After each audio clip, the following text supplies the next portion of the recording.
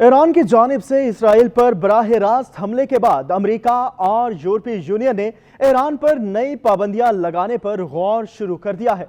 इस रिपोर्ट में आपको तफसील से बताएंगे कि ईरान पर अमेरिका और यूरोपीय यूनियन की जानिब से क्या पाबंदियां लगाई जा सकती हैं और इन पाबंदियों के ईरान पर क्या असरात मुरतब होंगे।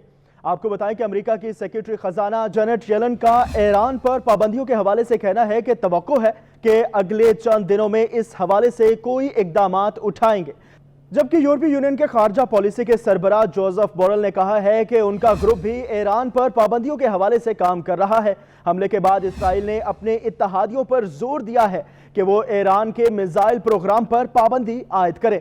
इस प्रोग्राम के हवाले से अक़वाम मुत्तहिदा की पाबंदियां अक्टूबर में खत्म होना थी। इन पाबंदियों का ताल्लुक ईरान के जोहरी प्रोग्राम को महदूद करने से था, ताहम अमेरिका, यूरोपीय यूनियन और बरतानिया ने ये पाबंदियां न सिर्फ बरकरार रखी थी बल्कि मजीद पाबंदियां भी आयद की थी। अमेरिकी सेक्रेटरी खजाना जेनेट येलन का कहना था कि वो पूरी तवक्को रखती हैं कि आने वाले दिनों में ईरान के खिलाफ इजाफी पाबंदियों की कार्रवाई की जाएगी।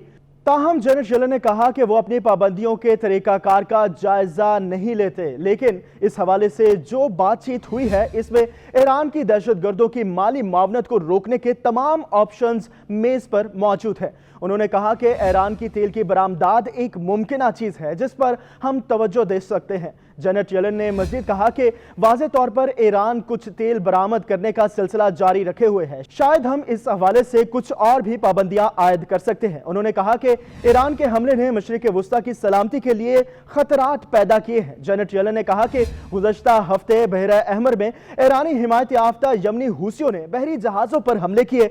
ईरान के इक़दाम खित्ते के इस्तेहकाम के लिए बाइस से खतरा है और इसके मौशी असरात हो सकते हैं। उन्होंने कहा कि ईरान की उन सरगर्मियों के खिलाफ अमरीकी महकमा खजाना पाबंदियों का रास्ता बनाएगा और इत्तहादियों के साथ मिलकर काम करेगा।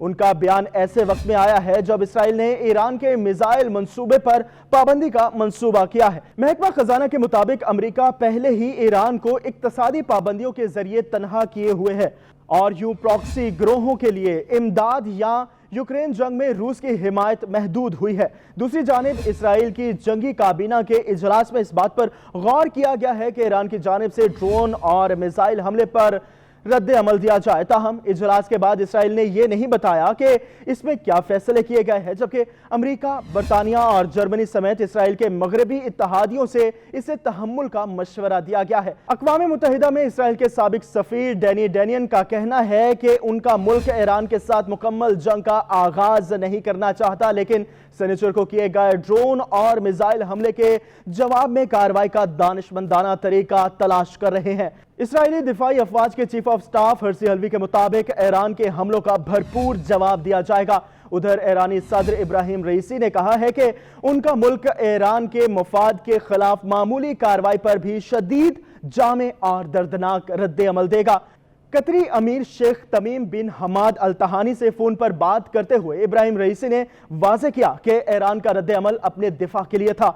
उन्होंने कहा कि ईरान की जानिब से ऐसे इसराइली अड्डों को निशाना बनाया गया जो उसके दमिश्क में ईरानी कौंसलेट पर हमला करने के लिए इस्तेमाल किए गए थे।